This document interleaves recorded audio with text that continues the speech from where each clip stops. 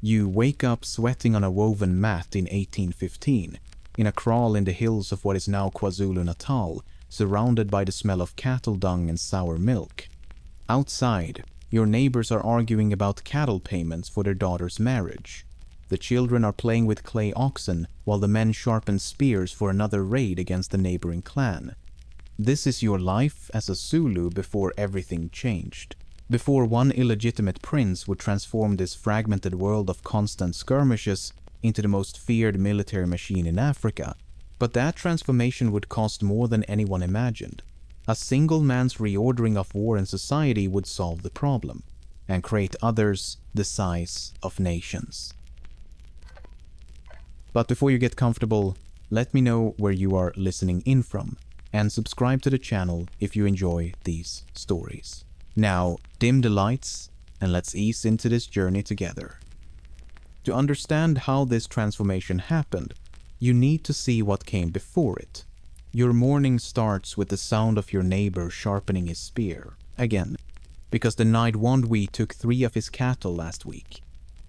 The scraping of metal on stone cuts through the dawn air like a reminder that yesterday's peace means nothing today. You roll off your sleeping mat and step outside to check your own herd. The cattle are still there, but that could change before breakfast. This was life in the early 1800s among the dozens of small chiefdoms scattered across what is now KwaZulu-Natal, often numbering from the low hundreds to a few thousand people. Every clan had some cattle and a lot of enemies. The Mthethwa fought the Nydwandwe. The Nydwandwe raided the Kwabe. The Kwabe stole from the Zulu. The Zulu hit back at everyone. It was like a never-ending game of musical chairs, except the music was war cries and the chairs were your livestock. You spend half your day looking over your shoulder while trying to tend crops. The other half you spend moving cattle to different grazing areas because last week's safe pasture might be this week's ambush spot. Your wife pounds sorghum grain into porridge while scanning the horizon for dust clouds that could mean approaching raiders. The children learn to count by counting cattle, because cattle are everything. Your wealth, your bride price, your insurance policy, and your biggest headache. Young men in your village practice with spears more than they practice farming or crafts. Why learn to make pottery when you might be dead by harvest time? The elders spend their evenings planning revenge raids instead of sharing useful knowledge. Everyone knows which beads to wear to signal friendship with the Thembu clan, and which patterns mark you as allied with their enemies. Marriage negotiations interweave social bonds with military alliances. I'll give you 10 cattle for your daughter, plus my nephew will fight alongside your son when the Nydwandwe come back. The system runs on paranoia and exhaustion. You wake up counting cattle and go to sleep planning tomorrow's defenses. Your grandmother remembers when things were different, but that was 3 generations of raids ago. Now every stranger is a potential spy. Every generous gift comes with strings attached. Every wedding creates new military obligations. The worst part is how pointless it all feels. You raid the Nydwandwe, they raid you back. You raid them again. Nobody gets permanently ahead. The strong clans stay strong, the weak ones stay weak, and everyone stays poor. Cattle change hands constantly, but the total number never seems to grow.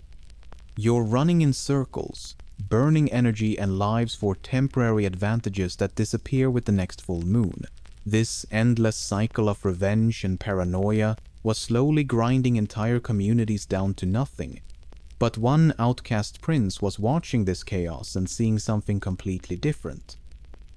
Shaka Zulu was born around 1787 with a name that meant trouble. Imagine being so unwanted that your own father's clan calls you the Beetle. That was his childhood nickname. He was the illegitimate son of Sensangakona, chief of the minor Zulu clan. His mother Nandi wasn't officially married to his father, which made Shaka about as popular as a hyena at a wedding feast. The clan elders treated him like an embarrassing mistake that kept walking around and demanding food. You spend your childhood moving from place to place because nobody really wants you. First, your father's people kick you out. Then your mother's Elangeni clan takes you in. but they treat you like the unwanted nephew who shows up uninvited to family gatherings. You sleep on the worst mats, eat the leftover porridge, and watch other boys receive proper warrior training while you get handed the cattle herding duties. Every slight burns into your memory. Every insult gets filed away for later use. This rejection actually became Shaka's greatest advantage. While other royal sons learned only their own clan's traditions, Shaka saw Zulu society from the outside. He watched how the petty politics worked, how the cattle raid system failed everyone, and how traditional leadership was basically organized chaos with ceremonial spears. Most princes inherit their worldview. Shaka had to build his own. His real education began when he joined Dingiswayo's Mthethwa warriors. Here was a leader who understood that bigger military units could crush smaller ones through discipline rather than just individual bravery. Dingiswayo recognized something dangerous and useful in this bitter young outsider and put him in charge of a regiment. It was this experience with the Mthethwa's larger regimental organization that exposed Shaka to military systems beyond the small-scale clan warfare he had grown up watching. He learned that loyalty could be manufactured through shared hardship, and that fear worked better than tradition when you needed instant obedience. Shaka's personality mixed brilliant innovation with cold ruthlessness. He could redesign an entire military system in his head, then personally execute anyone who questioned the changes. He remembered every insult from his childhood and every lesson from his exile. Other leaders inherited sacred customs they couldn't change. Shaka had no sacred customs. Everything was negotiable except results. When his father Senzangakona died in 1816, Shaka saw his chance. Zulu succession rules were vague enough that the strongest candidate usually won. With Dingiswayo's backing, he returned to claim leadership of the clan that had once called him a beetle. His half-brother Sigujana was the official heir, but official didn't mean much when Shaka's supporters arrived with Methwa warriors carrying the new short spears. The elimination of rivals happened with surgical precision.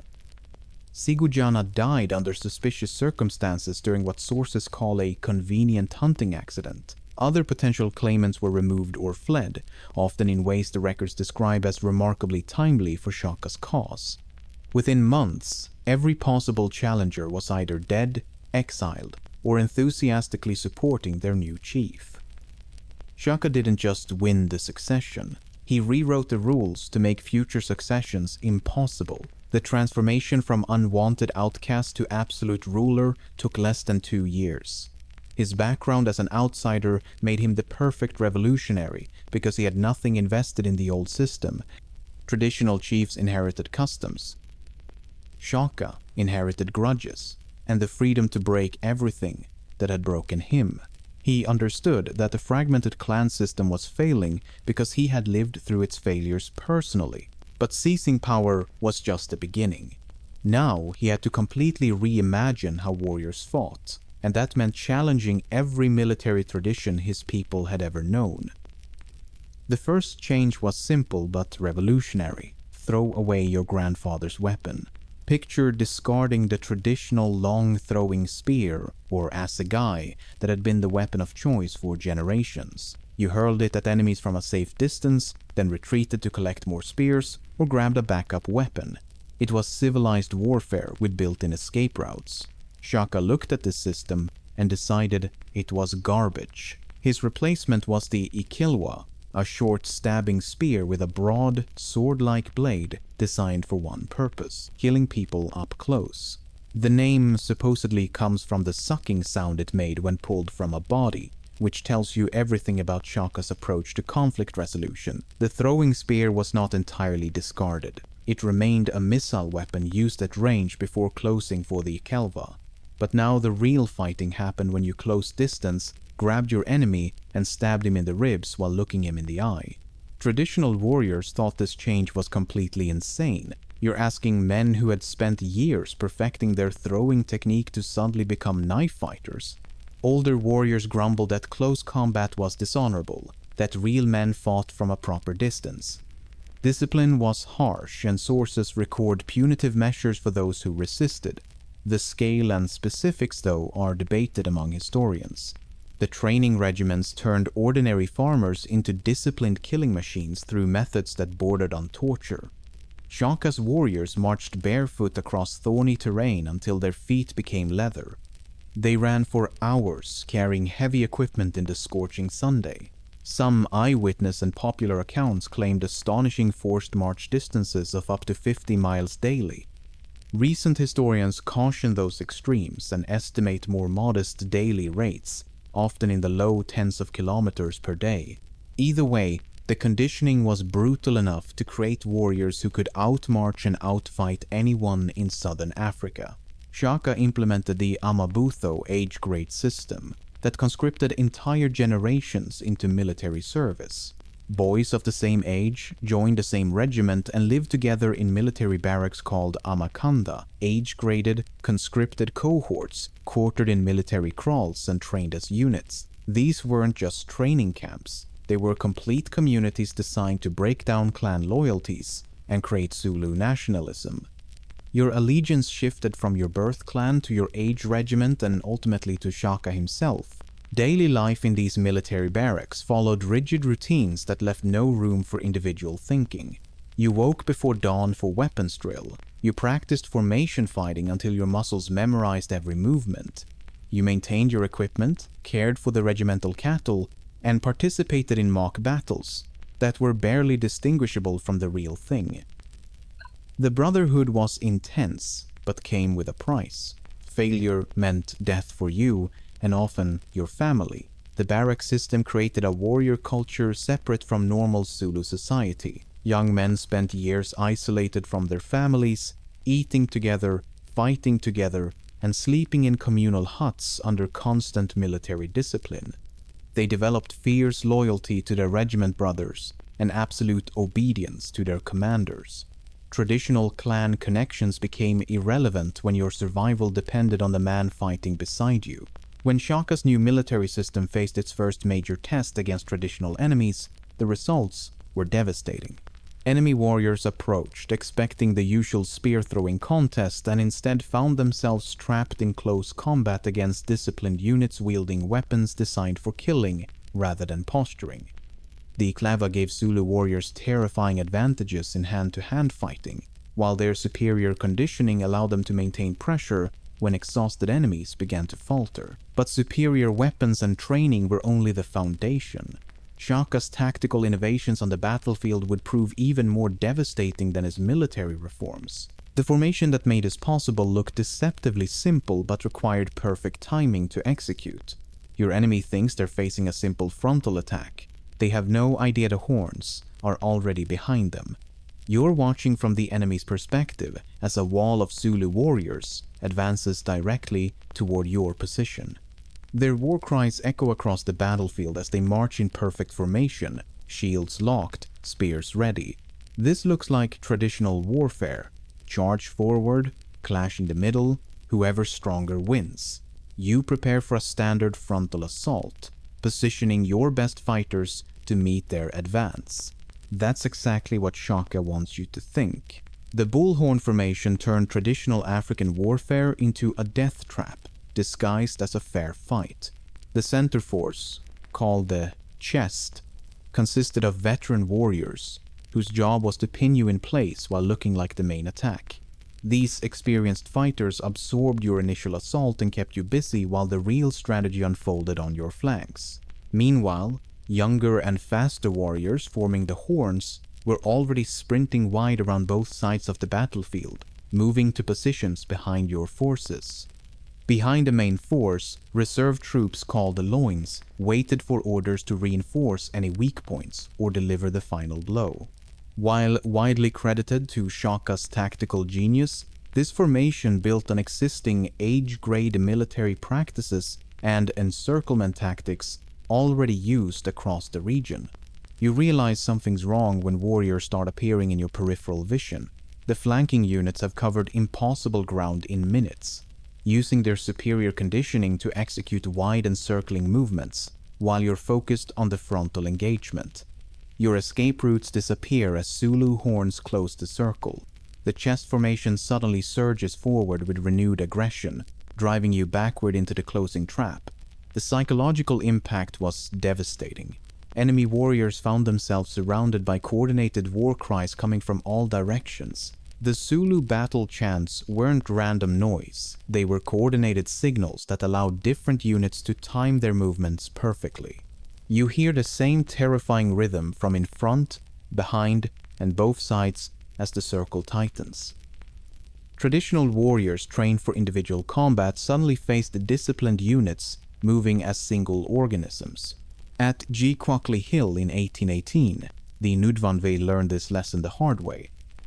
They attacked uphill against Zulu positions, expecting to overwhelm through superior numbers and traditional courage. The Zulu chest held the hilltop while reserve forces swept around the hill to hit the Ndwandwe rear. The battle became a slaughter as trapped warriors found themselves fighting on multiple fronts with no escape route. The Mlatuse River Battle of 1820 followed the same pattern. Enemy forces engaged what they thought was the main Zulu army, only to discover they were fighting inside a closing noose. Victory in battle led to something unprecedented in traditional African warfare. One-soption rather than just plunder. Defeated clans weren't simply robbed and left to recover. Survivors were often drafted into Zulu regiments and their cattle redistributed to strengthen the kingdom. Chiefs like Silandlo of the Merkise and Job of the Sithole found themselves offered positions in the new order rather than death or exile. Each military success created a snowball effect of growing power. Absorbed clans brought their own warriors and resources, making the next campaign even more overwhelming. Word of Zulu tactical superiority spread faster than their armies, causing some groups to surrender without fighting rather than face the bullhorn formation. The military system became self-reinforcing as success bred more success. But this overwhelming effectiveness was about to create consequences that nobody had anticipated. Shaka's military success was so complete that it accidentally created one of the largest regional displacements of the era. His solution to the cattle raid problem worked too well.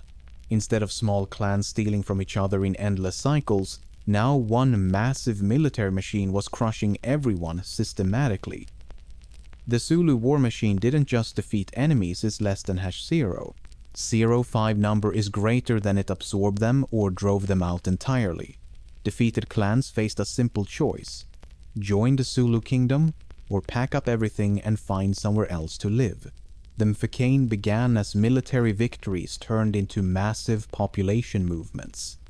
Modern historians note that while Shaka's expansion was a major catalyst, multiple factors contributed to this upheaval, including displaced Ndwandwe groups, slave raiding pressures, demographic competition, and early European disruptions, with the extent and death toll remaining subjects of scholarly debate. When Shaka's forces defeated the new Ndwandwe, the survivors didn't just retreat to lick their wounds and try again next season. They grabbed their cattle, their children, and whatever they could carry, then started walking. The problem was that everywhere they walked, other people were already living. These refugee groups weren't politely asking for temporary shelter, they were armed, desperate, and willing to fight for new territory. You're a Hlubi farmer trying to tend your crops when displaced Ndwandwe warriors arrive looking for new land. They're not interested in negotiating. Your clan either fights them off or abandons your ancestral territory. If you win, great. Until the next group of refugees shows up next month. If you lose, congratulations. Now you're refugees too. The domino effect spread across southern Africa like a slow-motion explosion as displaced groups crashed into settled communities, creating new displacements in an endless chain reaction. Entire peoples found themselves on forced marches covering hundreds of miles. The Soshangane led their followers east toward the coast and established the Gaza Kingdom in present-day Mozambique. Zwangendaba took his group north across the Limpopo River into what became Tanzania. Msilikasi's Ndebele moved north and established a state in present-day Zimbabwe. These weren't organized migrations with advanced planning and supply lines. These were desperate flights by armed groups, carrying everything they owned while fighting anyone who got in their way. The human cost was staggering as traditional territories that had been occupied for generations suddenly emptied. Ancient burial grounds, sacred sites, and ancestral lands got abandoned when staying meant death. Children grew up without knowing their original homeland, while elders died on forced marches without passing on traditional knowledge. Extended families scattered across vast distances as some members joined different refugee groups or decided to surrender to the Zulu rather than face the unknown. Cultural traditions that depended on specific locations or community continuity simply vanished. The Mfekken cleared vast areas of land that European settlers would later claim as empty territory. When Dutch trekboers and British colonists arrived, they found regions that appeared uninhabited but had actually been depopulated by the refugee crisis.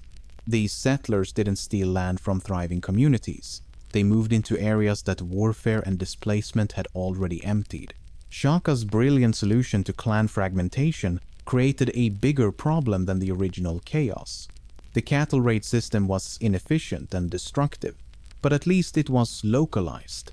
The Mfekken spread instability across thousands of square miles, reshaping the entire political map of southern Africa and setting up demographic patterns that would influence the region for decades. By the time the dust settled, the landscape was primed for a different kind of confrontation entirely. The British ultimatum delivered in December 1878 to Cetshwayo was designed to be impossible to accept. They wanted a war, not a negotiation. Sir Henry Bartle Frere presented King Cetshwayo with demands that read like a surrender document disguised as diplomacy, largely acting to provoke conflict without full authorization from the British government. Dismantle your entire military system within 30 days. Pay reparations for alleged insults that British officials had probably invented. Accept British advisors who would basically run your kingdom for you. The British weren't interested in reasonable compromise. They wanted total submission or a convenient excuse for invasion. European settlers had been pressuring the British government for years to deal with the Zulu problem. White farmers wanted Zulu land for agriculture and Zulu men for cheap labor.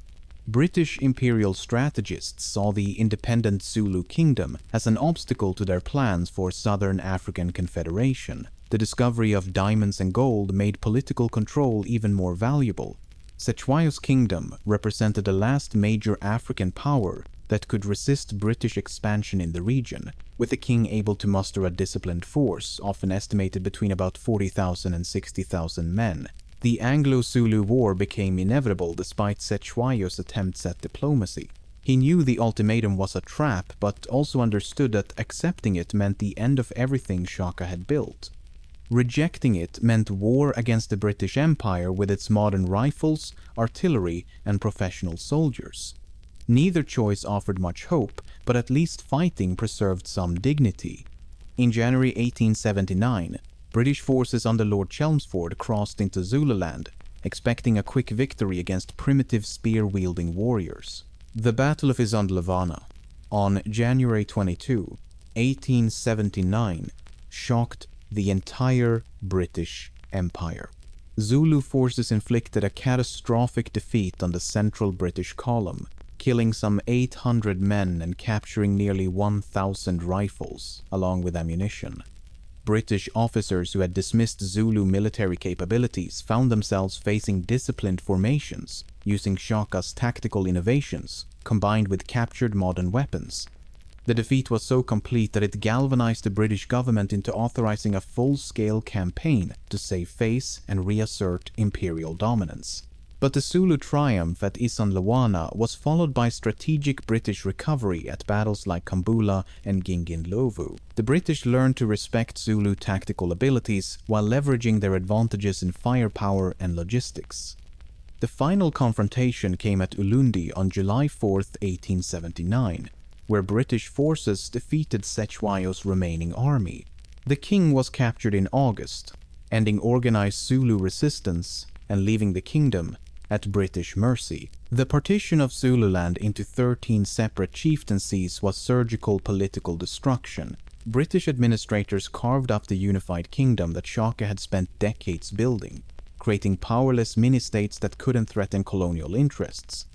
Each appointed chief controlled limited territory and answered to British authorities. The age-grade military system was dismantled, the regimental barracks were closed, and the warrior culture that had terrified Africa was systematically destroyed. The irony was perfect. Shaka's centralized kingdom made British conquest easier once they broke the central authority.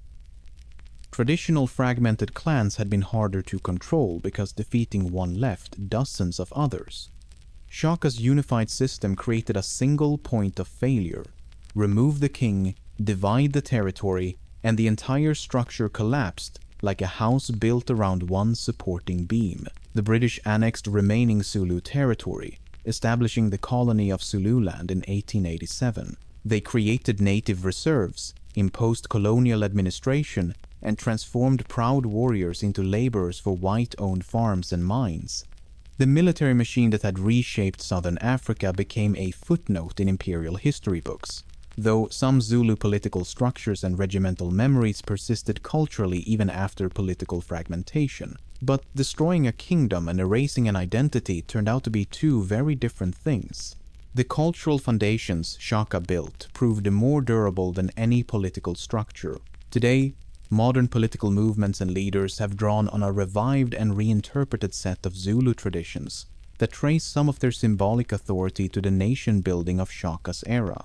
Mangosuthu Buthelezi, a member of the Zulu royal family, built the Inkatha Freedom Party on the foundation of unified Zulu nationalism that began with one illegitimate prince's military reforms. Shaka's solution to clan fragmentation worked too well. His age-grade system and regimental barracks broke down tribal divisions so effectively that Zulu identity became stronger than the political structures that created it.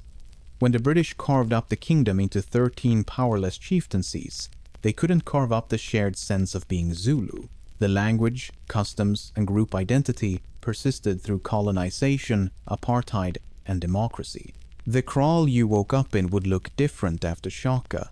Yet some of the noises, the counting of cattle, the murmured alliances, would still be familiar. Every historical solution plants seeds for future problems and possibilities. Shaka ended the cattle raid chaos but triggered the Mfecan displacement crisis, solved a local problem decisively but created regional disruptions and a political form whose cultural echoes outlasted imperial defeat. If one detail from this story surprised you, let me hear from you in the comments. And subscribe for more videos like this if you enjoy what I do here.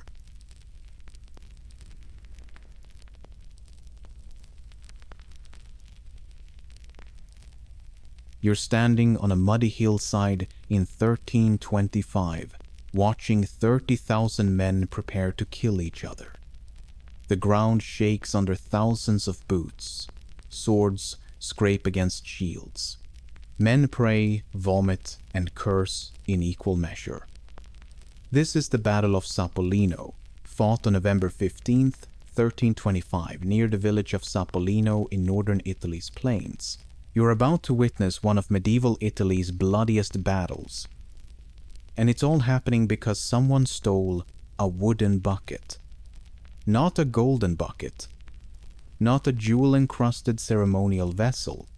A plain wooden bucket that you wouldn't give a second glance at your local hardware store. But this bucket would spark a war that left hundreds dead and changed little in the long term. We'll come back to that bucket and why it's not quite the whole story. You're probably wondering what kind of bucket could possibly be worth dying for. Picture the most boring wooden bucket you can imagine. Now make it even more boring. Oak planks held together with iron bands. No decorative carvings. No special finish. Just a basic container that someone hammered together in an afternoon.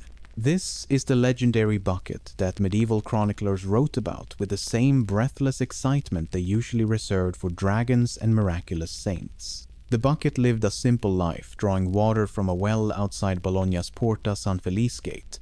Every morning, Bologna's citizens would lower it down the stone shaft, pull up their daily water supply, and think absolutely nothing of it. The bucket didn't even belong to anyone important. It was community property, shared by whoever needed water that day. If you saw this bucket at a medieval garage sale, you'd walk right past it without a second glance. But here's where medieval thinking gets interesting. In a world where your city's walls were literally the difference between life and death, every object inside those walls became part of your identity. Your well wasn't just a hole in the ground with water at the bottom. It was your lifeline, your survival, your proof that your city could sustain itself without begging neighboring towns for help. The bucket that drew from your well carried the dignity of your entire community every time it went down into the darkness.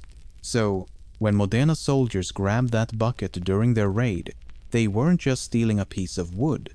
They were claiming Bologna's water source as their own. They were announcing to the world that Bologna couldn't even protect a simple bucket, let alone defend their citizens.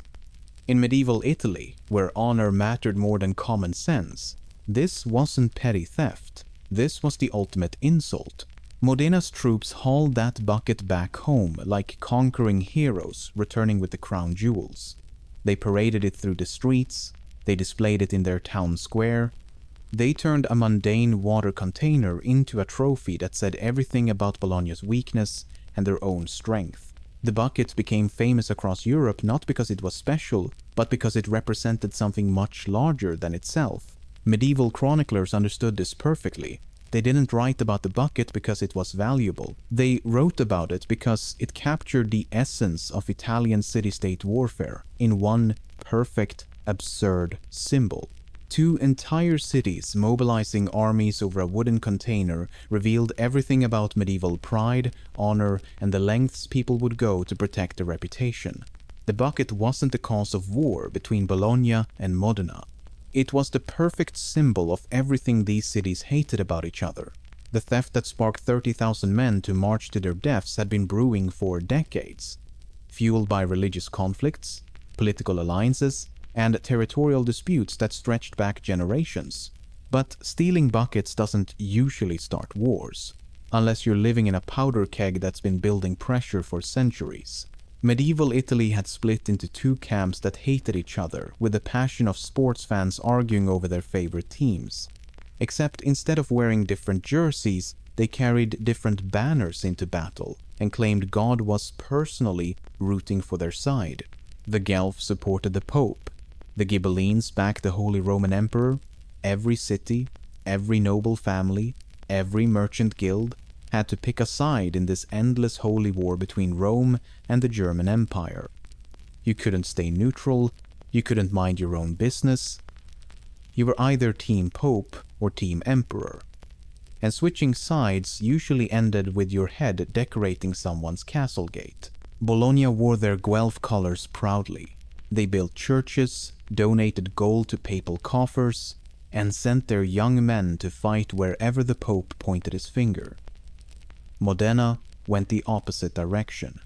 They served the Holy Roman Emperor with the dedication of true believers, viewing papal authority as an Italian power grab that threatened their independence. Now, here's where things get beautifully absurd.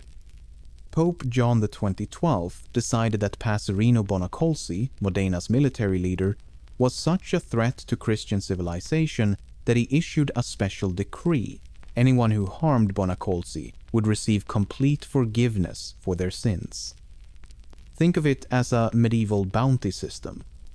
Except the reward was eternal salvation instead of gold coins. Religious indulgences transformed petty neighborhood disputes into crusades with cosmic significance. Raid your neighbor's cattle? That's just theft. Raid your neighbor's cattle while carrying the Pope's banner? That's holy war, sanctified by God himself. Medieval Italians took their salvation seriously, and when the Pope started handing out get-out-of-hell-free cards, local feuds suddenly carried eternal stakes. The political web got even more tangled when you factored in the shifting alliances that changed faster than medieval fashion trends. The d'Este family controlled Ferrara and parts of Modena through a complex network of marriages, bribes, and strategic assassinations. Mantuan lords played both sides against each other, switching allegiances based on whoever offered the best terms that particular season. Papal politics meant that supporting the wrong cardinal could cost you everything when the next pope got elected. Every border dispute became a proxy war between Rome and the German Empire. Fight over a bridge? You're really fighting over whether Italian cities should bow to papal authority or imperial power. Argue about tax collection? You're actually debating the fundamental structure of medieval European civilization. Medieval people had a talent for turning local problems into cosmic conflicts. The economic reality underneath all this religious theater was brutally simple. Controlling trade routes meant controlling wealth and survival. Bologna and Modena sat on crucial mountain passes that connected northern Europe with Mediterranean ports. Whoever dominated these routes could tax every merchant, regulate every shipment, and essentially print money by controlling medieval commerce. By 1325, Bologna and Modena weren't just rival cities squabbling over municipal boundaries. They were sworn enemies in a holy war that had raged for generations, each convinced that God personally endorsed their territorial ambitions. The months before, Sapolino read like a medieval crime spree, DEA, if crime sprees involved burning entire harvests and beheading castle guards. Summer 1325 turned the countryside between Bologna and Modena into a rehearsal for war, complete with scorched fields, headless traitors, and enough bloodshed to convince both sides that talking wasn't an option anymore. Bologna struck first, sending raiders across the border like medieval locusts. They didn't just attack Modena's soldiers. They targeted something much more valuable, the harvest. Picture hundreds of armed men riding through golden wheat fields with torches, systematically burning every crop they could find. This wasn't random destruction. This was economic warfare designed to starve Modena through the coming winter. The timing was perfect and cruel. Harvest season meant months of back-breaking work were ready to feed families through the cold months ahead. Bologna's forces watched those months of labor turn to ash and smoke. They burned grain stores that represented survival itself. They slaughtered livestock and poisoned wells. For 2 solid weeks, Bologna's army swept through Modena's countryside like a plague, destroying everything that could sustain human life. But the real game changer happened at Monteveglio, a fortress that controlled crucial mountain passes between the two cities. This wasn't just any castle. Monteveglio sat on trade routes that connected northern Europe with Mediterranean ports. Control those routes. Control the money flowing between continents. The fortress commanded views for miles in every direction, making it impossible for armies to move without being spotted. Then the Castellans running Monteveglio did something that changed everything. They opened the gates and handed the fortress over to Modena. No siege required. No months of starvation. Just a simple betrayal that shifted the entire balance of power overnight. Medieval Italy was full of turncoats, but this betrayal hit Bologna like a hammer to the skull. The aftermath was swift and messy. Bologna's authorities dragged the traitorous Castellans back to face justice. Justice, in this case, meant public beheading. Medieval politics had a way of turning disagreements into death sentences, and switching sides mid-conflict was basically signing your own execution warrant. Now, Modena controlled the strategic high ground that overlooked Bologna's northern approaches. Every merchant caravan, every military movement, every diplomatic mission had to pass under Modena's watchful eyes. The fortress became a dagger pointed directly at Bologna's throat, a constant reminder that their enemies could strike whenever they chose. Each raid demanded retaliation. Each burned field required revenge. Each executed traitor created new grievances that festered like infected wounds. Both cities had crossed lines that couldn't be uncrossed, committed acts that couldn't be forgiven, and accumulated insults that couldn't be ignored. By autumn, Monteveglio had become the symbol both cities would kill for. The fortress represented everything they hated about each other: treachery, ambition, and the willingness to destroy entire communities over political differences. The mountain stronghold wasn't just a military position anymore. It was the spark that would ignite 30,000 men and send them marching toward a muddy hillside where medieval honor would be settled with medieval violence. Bologna's city council decided that bucket honor was worth mobilizing every able-bodied man they could find. Shopkeepers dropped their scales, blacksmiths abandoned their anvils, farmers left their fields half-harvested. Everyone got the same message: grab whatever sharp object you can find and prepare to march. Bologna fielded a massive host, roughly 30,000 infantry and a couple thousand cavalry, mostly militia and irregular levies, scraped together from every neighborhood and guild. Modena's smaller force included professional German troops and roughly 5,000 foot soldiers with a couple thousand horse. The numbers looked impressive on Bologna's side, but quantity doesn't automatically translate to battlefield effectiveness when most of your army has never held a real weapon.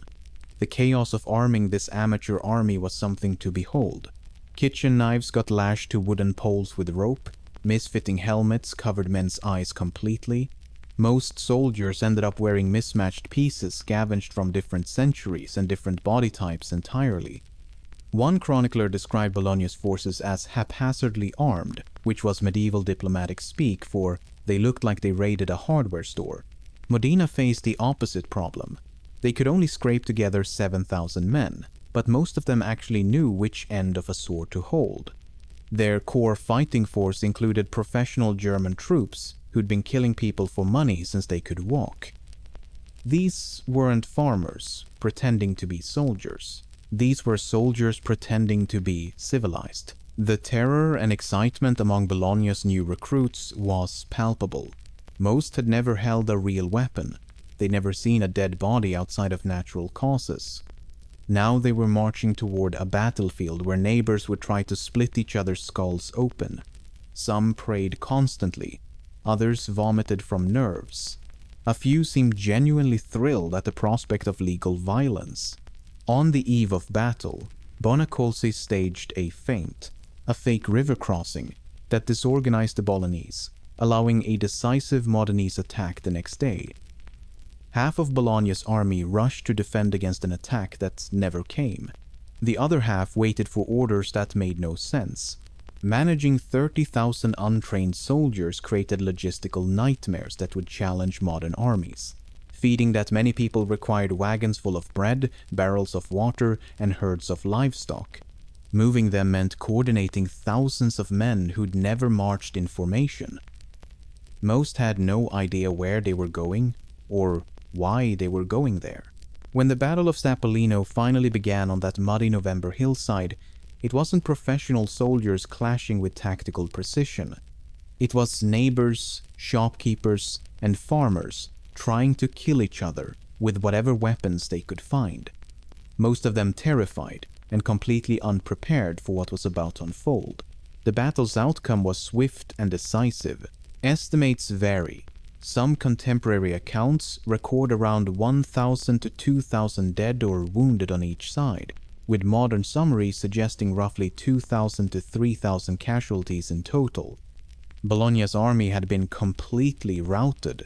Their survivors limped home with stories of crushing defeat that would haunt the city for generations. Yet here's the beautiful absurdity of medieval warfare. Modena won decisively, but they didn't bother besieging Bologna. They could have marched straight to the city gates and demanded surrender. Instead, they celebrated their victory in the most medieval way possible. Contemporary accounts say the Modenese later took a bucket from a well near Porta San Felice as a trophy and paraded it. Chroniclers also report the Modenese staged a palio, a celebratory contest, outside Bologna's gates before returning to Modena. This wasn't about conquest or territorial expansion. This was about proving a point, and apparently that point had been made quite clearly in the mud outside Sapolino. Picture these battle-hardened warriors carefully extracting a mundane water container like they were recovering the Holy Grail itself. The bucket became their victory banner, their proof that Bologna couldn't protect even their most basic possessions. The bucket was venerated in Modena in remembrance of the victory, transforming a simple object into a potent symbol of civic pride. 26 prominent Bologna citizens found themselves enjoying extended hospitality in Modena's dungeons. These weren't random prisoners. These were the city's wealthy merchants, noble families, and political leaders. Exactly the kind of people whose families would pay hefty ransoms for their safe return. Medieval warfare had turned kidnapping into a profitable business model, and Modena's forces understood economics as well as military tactics. The prisoners spent 11 miserable weeks in captivity while their families scraped together enough gold to buy their freedom. Imagine explaining to your wife that you're broke because you had to ransom your father-in-law from the people who stole a bucket. Medieval politics had a way of turning family finances into international incidents. When peace negotiations finally began in January, both sides basically agreed to pretend the whole thing never happened. Peace agreements returned Monteviglio and other castles to Bologna, likely paid as ransom, which shows the war restored the status quo rather than creating lasting conquest. The borders returned to exactly where they'd been before thousands of men died over municipal pride. But the bucket became more famous than the battle itself. Alessandro Tassoni wrote an entire epic poem about it in the 1600s called La Secchia Rapita is less than #0. 05 number is greater than the rape of the bucket. He turned medieval stupidity into satirical art, ensuring that future generations would remember this absurd conflict long after more important wars were forgotten. Antonio Salieri even composed an opera based on the story. Today, that wooden bucket sits in Modena's town hall like a medieval participation trophy. The bucket was displayed in the Torre della Ghirlandina basement until the early 20th century, and sources suggest the original or its copy remained on display in Modena's town hall into modern times. 600 years later, tourists still visit to see the container that launched armies and ended lives. Human pride had transformed the most ordinary object into a symbol that would outlast the very people who died for it. The bucket is best read as a symbol, a small object that crystallized decades of rivalry and honor politics. That wooden container in Modena's town hall proves something important about human nature. It shows how reputation and ritual could turn local slights into deadly business, and how symbols sometimes outlast the politics they once stood for. Medieval Italians died over municipal pride because their world made honor tangible and public. That little bucket still sits in Modena as a quiet reminder of how fragile public honor could be and how ordinary objects can carry the weight of entire civilizations.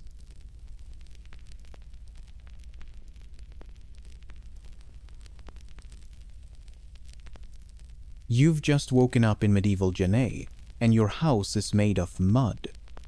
Not the charming adobe you see in tourism brochures, but actual, honest-to-God dirt mixed with water and shaped into walls.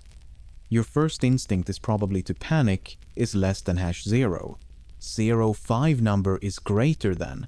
After all, who builds a city from mud? But here's the thing that's gonna completely flip your understanding of architecture. This mud city has been standing strong since the 13th century, and there's a very good reason why stone would actually be a terrible choice here. The morning light filters through your window, and you're about to discover just how wrong your assumptions about mud construction really are. You roll out of bed, and your first instinct is to check if the walls are still standing after last night's wind. The Sahel doesn't mess around when it comes to weather, and you can hear sand particles still pinging against your windows like tiny bullets. You reach out and touch the wall next to your sleeping mat. It feels solid, surprisingly so, but there's something unsettling about knowing your entire house is basically made from the same stuff you'd use to make pottery. The texture under your palm is smooth and cool, which strikes you as odd because you're pretty sure it was blazing hot outside when you went to sleep. The mud walls are very thick, far thicker than you'd expect, and they have this strange quality where they seem to absorb sound differently than anything you're used to. Footsteps from the courtyard outside sound muffled, like you're wearing earmuffs, but you can still hear your neighbor's rooster clear as day through what you assume must be deliberate gaps in the construction. You run your hand along the wall as you stand up, half expecting to find cracks or soft spots where the structure might be failing. After all, this is dirt we're talking about. Every rational part of your brain says this shouldn't work. But here's what's throwing you off. The wall feels remarkably stable under your touch. There's no give, no crumbling, no sense that you're living inside something that might collapse if you sneeze too hard. The surface has been finished with a mud plaster, often mixed with rice husks, that gives it a smooth, almost burnished look. You can see tool marks where craftsmen shaped and smoothed each section, suggesting this wasn't just slapped together by amateurs. The morning light filtering through your small windows reveals construction details that don't match your expectations. Wooden bundles called toron stick out from the walls at regular intervals, projecting about 2 feet from the surface. These aren't leftover building materials. They're Ronier palm bundles that serve as decoration, create shade, and function as built-in scaffolding that masons climb during the annual replastering. The ceiling shows exposed rafters made from bent palm ribs, creating geometric patterns that look almost decorative. Everything has been fitted together with a precision that suggests serious engineering knowledge. You walk to your doorway and pause. The temperature difference between your mud-walled room and the morning air outside is already noticeable, even though the sun has barely started heating things up. Inside feels like it's about 10 degrees cooler, which makes no sense given that you're essentially living inside a structure made from sun-baked earth bricks set with mud mortar. The really confusing part is how comfortable you feel despite every preconception screaming that this should be primitive. Something sophisticated is happening here, and as the day heats up, you're about to discover just how ingenious this ancient climate control system really is.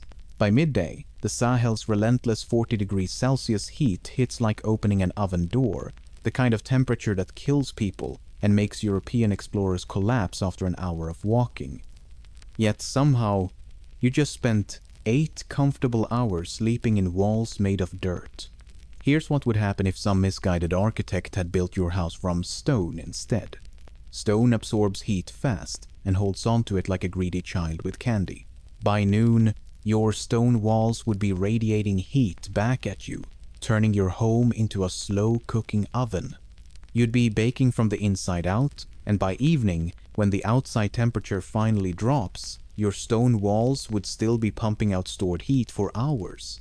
But mud works completely differently. Those very thick walls you were touching earlier act as thermal mass, absorbing heat incredibly slowly during the day, so while the outside surface might get warm, the inside stays cool.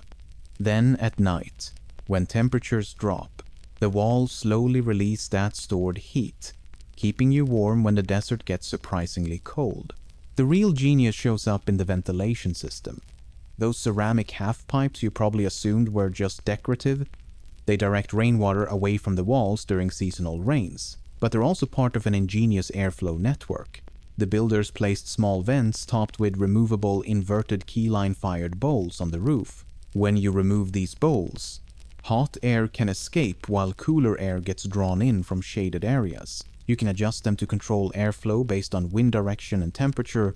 Remember those wooden sticks poking out of the walls that looked like construction mistakes? They're called toron, and they're not decoration. These wooden elements help create shade, provide scaffolding for maintenance, and contribute to small gaps and porosity that aid the wall's breathability. The palmwood rafters in your ceiling work similarly, creating geometric patterns while helping air circulation. The plaster system adds another layer of climate protection. The builders apply multiple mud mortar and plaster layers, some mixed with organic material like rice husks, that serve different roles: weather protection, insulation, and moisture regulation. The outer layer resists rain and reflects heat, while inner layers provide insulation and moisture control. It's like wearing a sophisticated layered clothing system, but for your house. Stone construction techniques are better for climates that need to trap heat, the opposite of what the Sahel requires. Medieval European builders never had to solve the problem of staying alive in 40-degree heat for months at a time. So that comfortable coolness you felt this morning, That's advanced environmental engineering disguised as simple mud construction. Your dirt house represents centuries of refined knowledge about how to survive in one of Earth's most challenging climates. This mastery over impossible conditions created something remarkable: prosperity in the middle of nowhere. Your mud city sits at the crossroads of the world's most valuable trade routes, and you're standing in what looks like a collection of dirt buildings that somehow became a major entrepot in the trans-Saharan trade for gold and salt. The secret lies in geography that seems completely backwards at first glance. Djenné sits on floodplains between the Niger and Bani rivers, which sounds nice until you realize that for half the year, the entire area floods. Your mud city becomes an island surrounded by water, accessible only by boat. Most people would see this as a massive inconvenience. Medieval urban planners would call it a disaster. But the people of Djenné saw opportunity. Here's how a mud city managed to compete with grand stone capitals for international commerce. During flood season, those rising waters create navigable waterways that connect directly to the Niger River system. Suddenly, boats from across West Africa can sail right up to your marketplace. When the floods recede, the same location becomes accessible to desert caravans coming down from North Africa with salt and Mediterranean goods. This dual access gives Djenné a competitive advantage that other trading posts simply can't match. The trans-Saharan trade networks pump incredible wealth through these muddy streets. Caravans arrive carrying salt from mines in the Sahara, a commodity so valuable that merchants guard it like gold bars. They're here to trade for actual gold bars coming up from forest kingdoms to the south, along with ivory, cola nuts, and tragically, human cargo. Your Monday market, a tradition that continues to this day, hosts traders speaking Arabic, Bambara, Fulani, and half a dozen other languages, haggling over goods from Morocco to Ghana. The seasonal flooding that initially seemed like a problem actually creates Djenné's competitive advantage. While other trading posts have to choose between river access or desert access, your city gets both. During high water, boats dock right at the market. During dry season, camel caravans can walk straight into town. Your role as a gateway between desert caravans and forest kingdoms means every major trade route in West Africa has to pass through these mud walls. Traders from across North Africa and West Africa, through networks that connected the Sahara to the forested goldfields, passed through Djenné to resupply, exchange currencies, and gather information about market conditions. The city becomes a massive clearinghouse for commercial intelligence across half of Africa. The practical advantages of mud architecture suddenly make perfect business sense. Those climate-controlled buildings can house large merchant populations during the brutal dry season without requiring massive amounts of imported stone. Traders can store temperature-sensitive goods like salt and textiles in buildings that naturally regulate humidity. Construction costs stay low because building materials literally grow from the ground beneath your feet. This means more investment capital available for actual trade goods rather than expensive infrastructure. Environmental adaptation enabled economic prosperity, making Djenné wealthy precisely because of its mud construction, not despite it. This wealth attracted not just merchants, but minds seeking knowledge in the most unexpected of places. Islamic scholars traveled thousands of miles to study in your mud city. Passing stone universities to reach dirt walls is less than #0. 0.5 number is greater than, and they had excellent reasons. You're living in one of West Africa's most respected centers of Islamic learning, a place that rivals Timbuktu for academic prestige. Students from across North Africa and the Sahel make the dangerous journey across deserts and through bandit-infested territories just to attend classes in buildings made from local soil. This challenges everything you might assume about proper academic environments. Shouldn't serious scholarship happen in impressive stone buildings with soaring columns and marble floors? The kind of architecture that screams, "important learning" happens here? But those fancy materials create problems that mud construction solves perfectly. Your city hosts dozens of madrasas and Quranic schools that draw students from faraway parts of the Islamic world. These aren't small neighborhood schools either. They're major educational institutions with international reputations. Young men spend years here studying Islamic law, theology, mathematics, and astronomy under teachers whose scholarly opinions carry weight from Morocco to Mecca. The Great Mosque serves as both spiritual center and educational institution, with teaching circles forming around its massive mud pillars daily. Students sit cross-legged on woven mats, copying text and memorizing passages while their teachers pace between the columns.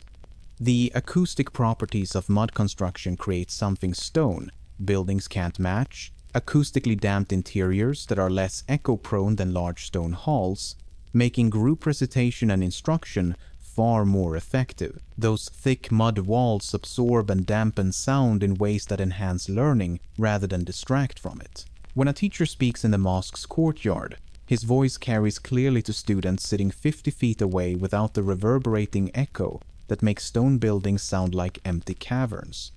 Multiple teaching circles can operate simultaneously without interfering with each other. The connection between commercial wealth and scholarly activity becomes obvious when you see how much it costs to support a major educational center. Teachers need salaries, students need housing and food, and libraries require expensive imported books and writing materials.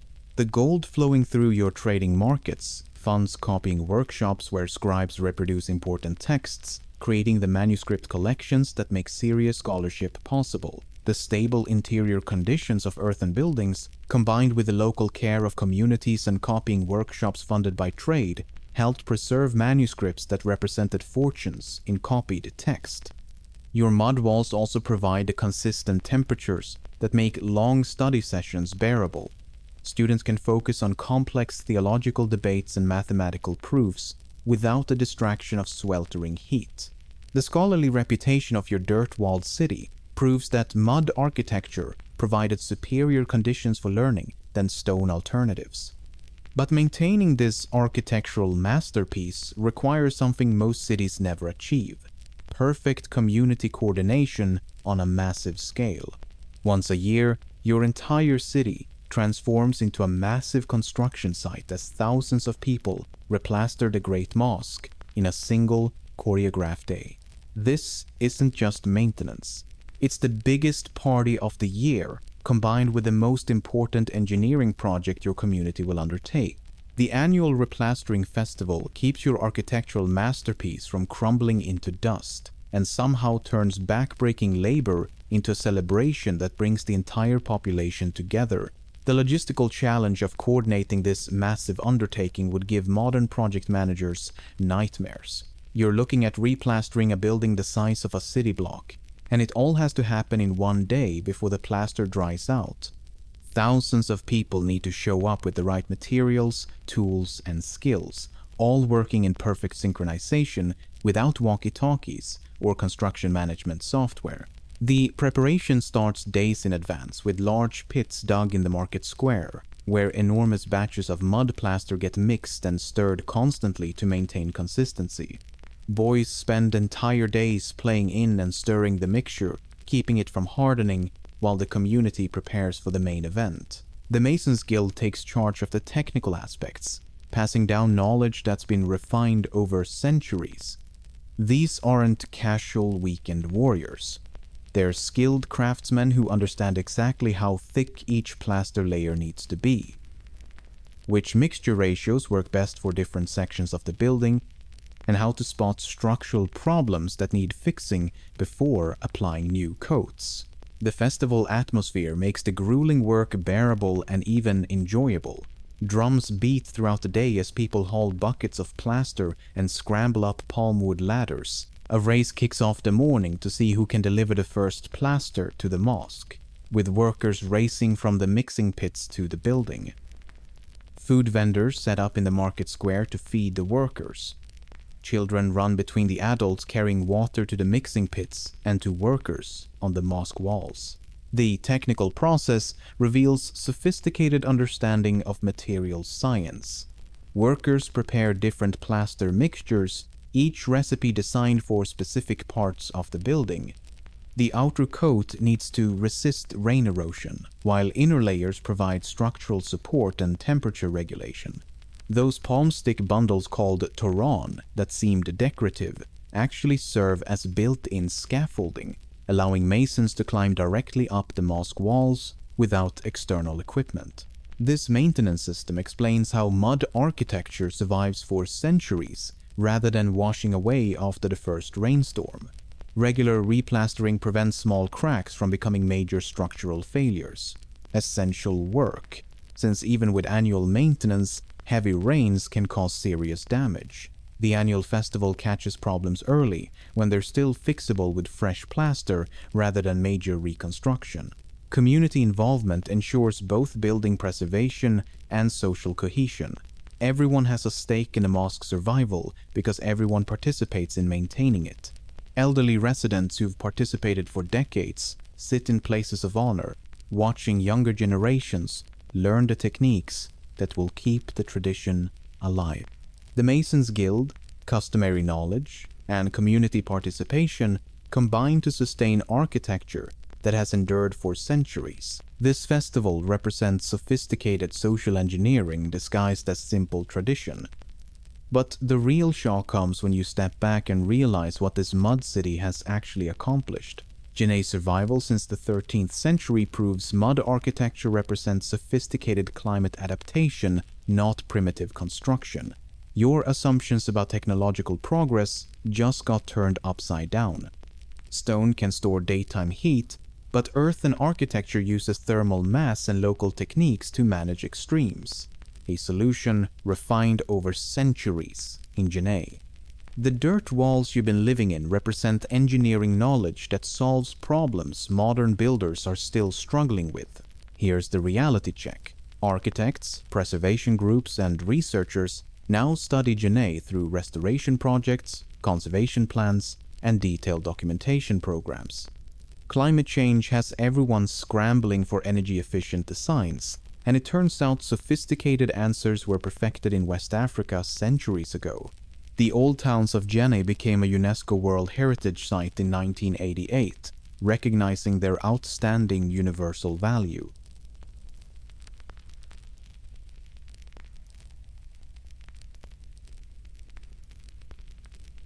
You've just been told you're a natural for Silk Road trading. The Silk Road was actually a network of overland and maritime routes, where most goods moved through relay trade, meaning few merchants ever completed the entire journey.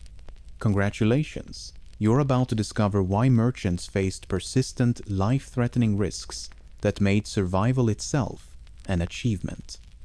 Your new business partners will include armed bandits, corrupt officials demanding bribes that cost more than your cargo, and diseases that can wipe out entire caravans in days. Oh, and those romantic desert sunsets everyone talks about?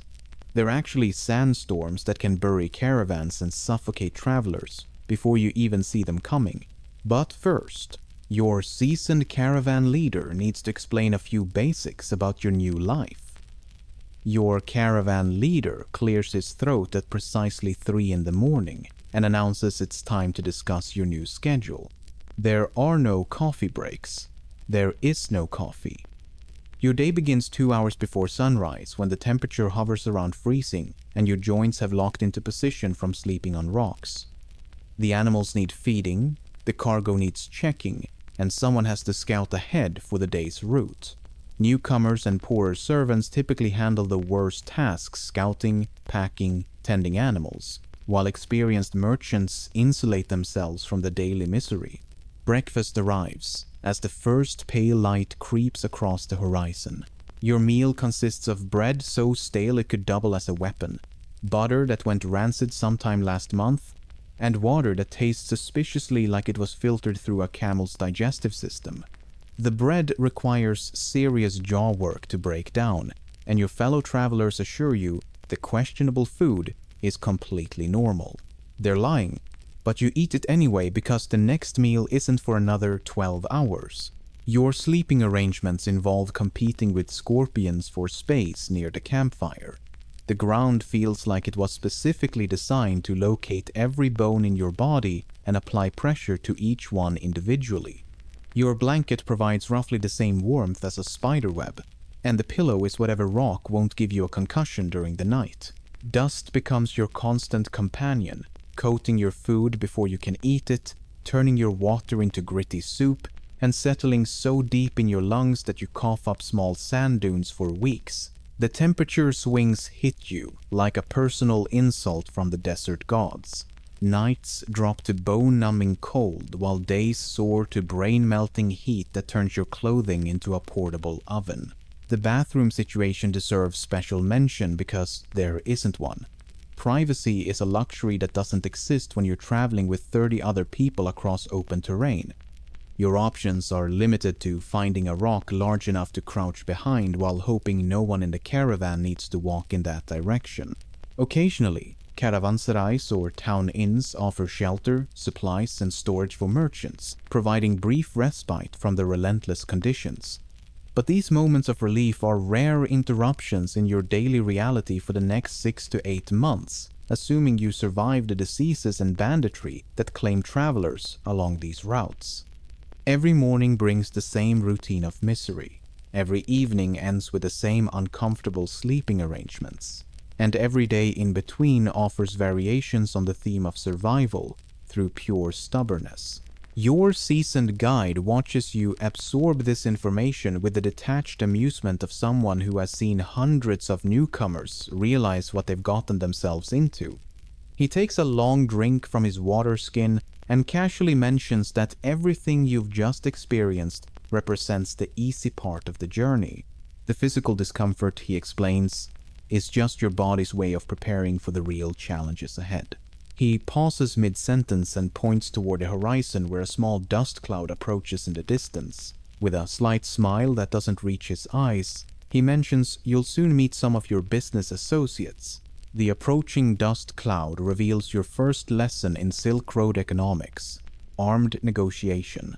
These aren't occasional encounters with desperate outcasts hiding in caves. Banditry and nomadic levies were organized enterprises where some groups controlled territory and levied predictable tolls, or demands that merchants factored into their profit calculations the same way modern companies budget for shipping costs. Territorial raiding groups maintained sophisticated knowledge of which caravans carried valuable goods, when those caravans typically passed through their territory, and how much those merchants could afford to lose without going bankrupt entirely. Some bandit leaders kept detailed records of previous encounters with specific trading companies, and certain groups offered merchants the option to pay protection fees in installments, rather than demanding everything up front. The real shock comes when you discover that officials and local authorities could extract payments that often exceeded simple theft. These government representatives had the legal authority to confiscate everything if you refused their demands, and in some places these costs proved a heavier drain on profits than outright banditry. Unlike bandits, who at least left you with enough goods to continue trading, officials could strip you of every item you owned and call it law enforcement. Customs inspectors perfected the art of inventing violations that existed nowhere in official codes. Your silk violated color regulations supposedly established last month. Your spices required containers that met new safety standards nobody mentioned at the previous checkpoint. Your pack animals carried diseases that demanded immediate quarantine and substantial veterinary fees from officials who had never seen a healthy camel. Territorial raiding groups and ad hoc local fees from officials created overlapping payment zones where you paid multiple organizations for the same stretch of road. You paid one group for mountain pass privileges, another for desert crossing rights, and a third for approaching the next trading city, with territories that overlapped enough that you often paid 3 different fees during the same day's travel. Language barriers transformed simple negotiations into life-threatening misunderstandings, where a mispronounced word meant the difference between paying a reasonable bribe and losing your head. On well-traveled routes, Sogdian merchants and the Sogdian language functioned as a commercial lingua franca that reduced these communication disasters. But at remote checkpoints, a poor interpreter or ad hoc official could turn routine negotiations deadly. You attempt to explain that you're carrying medical supplies, but your broken Persian apparently translates to a confession, about smuggling weapons. The official's expression shifts from bored indifference to active hostility as guards reach for their swords. Refusing to pay carried enormous risks and often ended badly for merchants, though some caravans did attempt to avoid checkpoints or reroute around particularly expensive officials. The decentralized nature of the routes meant merchants used relay trade and middlemen to mitigate some of these costs, but alternative paths carry their own substantial dangers. Successful merchants discovered that bribes, protection fees, and ransom payments to corrupt officials represented a larger investment than their actual trade goods. The silk, spices, and precious metals you plan to sell cost less than the various fees required to transport those goods from one city to another. Most veteran traders carried twice as much silver for bribes as they did merchandise for profit. Your guide finishes explaining the human threats and gestures toward a landscape ahead where heat waves distort the horizon into shimmering mirages. The bandits and corrupt officials, he mentions almost apologetically, represent the reasonable part of this journey because at least you can negotiate with them. He pauses and looks toward the endless expanse stretching beyond the caravan route. The landscape itself is actively trying to kill you. The desert doesn't negotiate like bandits or accept bribes like corrupt officials. It simply waits for you to make a single mistake, then adds your bones to the vast collection already bleaching in the sand. Those white objects scattered across the dunes aren't unusual rock formations.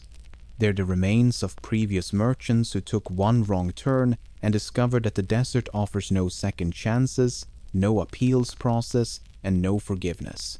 A single misstep in navigation means you join thousands of other skeletons decorating the wasteland.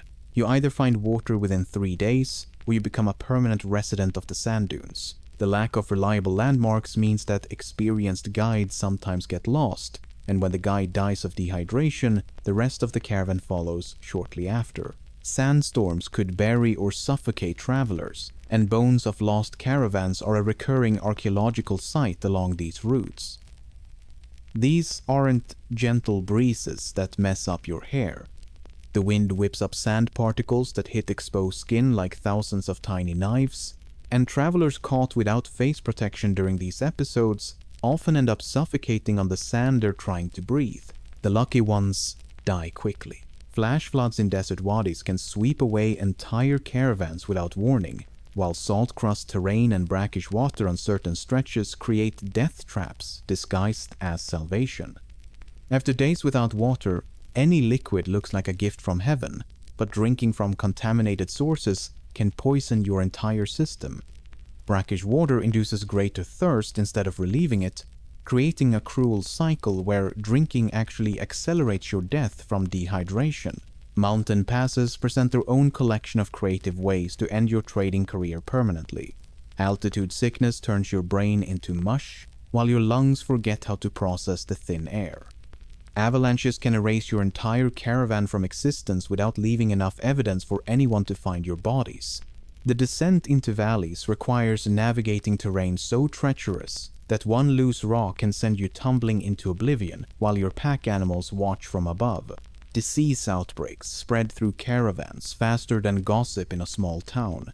Dysentery turns your digestive system into a liquid nightmare that can kill you through dehydration within days.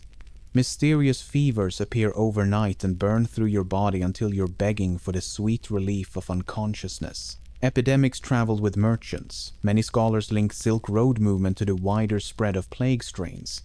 The plague bacteria that later devastated Europe got its start by hitching rides with Silk Road merchants, turning every cough and sneeze into a potential death sentence for everyone within breathing distance. Venomous snakes and scorpions treat your sleeping area like their personal hunting ground. These creatures don't respect your need for rest or your fear of painful death. They crawl into your blankets seeking warmth and express their displeasure at being disturbed by injecting you with enough venom to shut down your nervous system. Weather patterns can trap you between impassable routes for months at a time. Snow blocks mountain passes while sandstorms make desert crossings impossible, leaving you stranded in whatever miserable location you happen to occupy when the weather turned hostile. Your food supplies dwindle while you wait for conditions to improve, and starvation becomes a realistic alternative to freezing or cooking to death.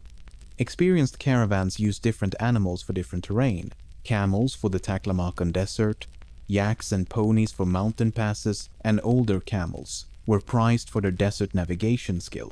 But even these adaptations couldn't eliminate the fundamental reality that most merchants who die on the Silk Road never encounter a single bandit.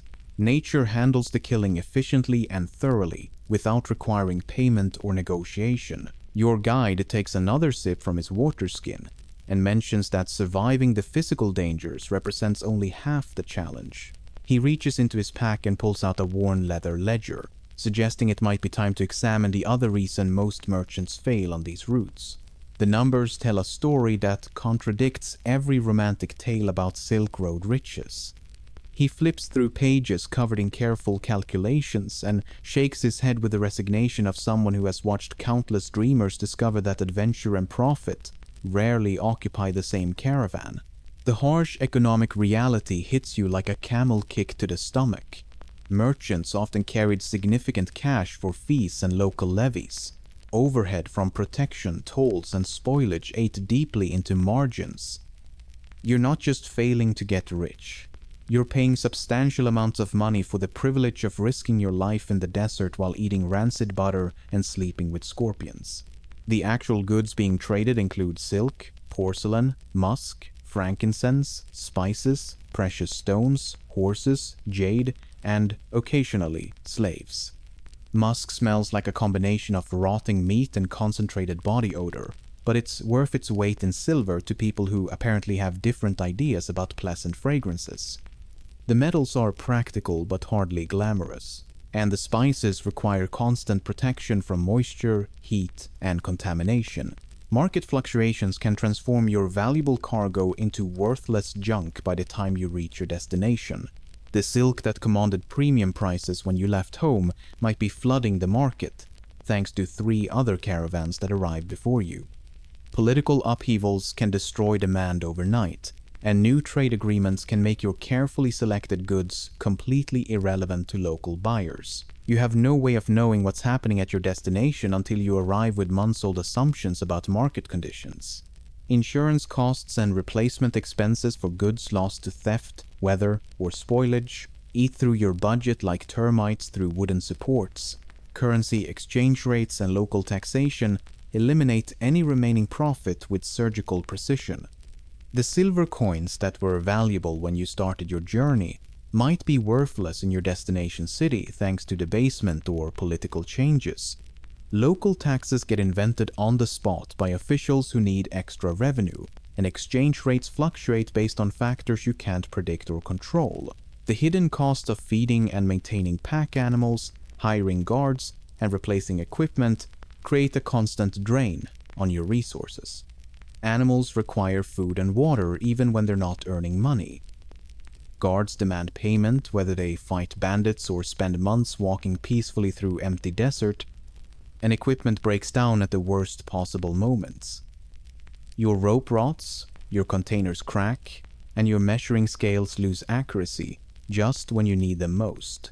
Maritime routes were often cheaper and less risky in certain periods, which helps explain why overland trade remained specialized and intermittent. Ships could carry far larger amounts at lower per-unit cost, while avoiding many of the bandits, corrupt officials, and desert hazards that plagued overland caravans. Sogdian and other urban middlemen often controlled price and information, buying and reselling at safe entrepôts while caravaneers bore the transport risks. These individuals manipulated prices and extracted profits at every transaction, while other people did the dying. They bought low from desperate returning merchants and sold high to the next group of optimistic traders heading out to lose their savings in the desert. Only a tiny percentage of merchants actually struck it rich on the Silk Road. Most traders faced financial hardship that made their dangerous journey an expensive way to lose money while risking death. The odds were stacked against ordinary merchants from the moment they loaded their first pack animal. Your guide closes his ledger and stares across the endless expanse of desert that stretches toward the horizon. The math is clear, the risks are documented, and the failure rate speaks for itself. Your guide closes his ledger and reminds you that, despite everything you've just learned, thousands of people still chose this life. This says something profound about human motives, trade opportunities, religious missions, family connections, and a simple need to migrate that drove people to accept these impossible odds. The romanticized version of Silk Road adventure completely ignores the grinding reality of survival against a system specifically designed to kill merchants through creative and efficient methods. So remember 3 things about your imaginary trading career. The Silk Road was actually a network of routes where most goods moved through relay trade, not one continuous journey. Danger was constant and varied. Bandits, corrupt officials, nature, and disease all competed to end your venture. Most profit went to middlemen and urban traders who never risked the complete route themselves. Every silk garment and exotic spice in ancient markets represented someone's triumph over these overwhelming challenges. If you enjoyed this particular tour through historical misery, feel free to subscribe for more low-energy explorations of the past. Now go find some tea and congratulate yourself on surviving this journey from the comfort of your chair